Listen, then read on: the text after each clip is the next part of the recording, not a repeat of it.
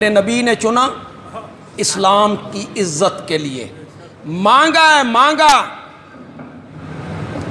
دامن پھیلایا ہے، اور دامن بھی اس وقت پھیلایا جب 39 بندے مسلمان ہو چکے ہیں۔ حضرت صدیق اکبر دامن اسلام میں آ چکے ہیں، حضرت عثمان ذو النورین بولیے ذرا آ چکے ہیں، حیدر کرار آ چکے ہیں، طلحہ و زبیر آ چکے ہیں، عبد الرحمن ابن عوف آ چکے ہیں، حضرت حمزہ آ چکے ہیں۔ بڑے بڑے زیرک لوگ، سمجھدار لوگ، دانا لوگ، بہادر لوگ، شجاع لوگ آ چکے ہیں۔ اس کے باوجود میرے نبی نے جھولی پھیلائی، اللہم اعز الاسلام بے عمر ابن الخطاب، اعز اسلام کو عزت بخش۔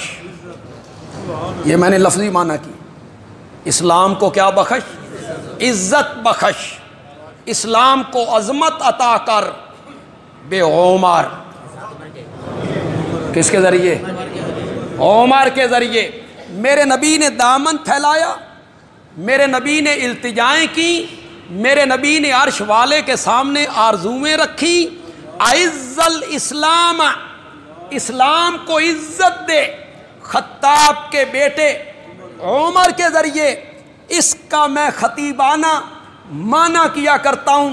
پنجابی میں اللہ کہتے ہیں، نبی پاک کہتے ہیں، مولا ابو بکر مسلمان ہو چکے ہیں، اسلام دی گڈی نہیں ٹردی، حیدر کرار آ چکے ہیں، اسلام دی گڈی نہیں ٹردی، طلحہ و زبیر آ چکے ہیں، اسلام دی گڈی نہیں ٹردی۔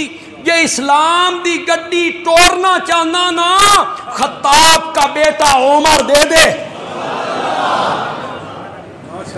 میرے نبی نے مانگا ہے عمر کو، کس سے؟ یہ میرے نبی کا انتخاب ہے، یہ میرے رب کا انتخاب ہے۔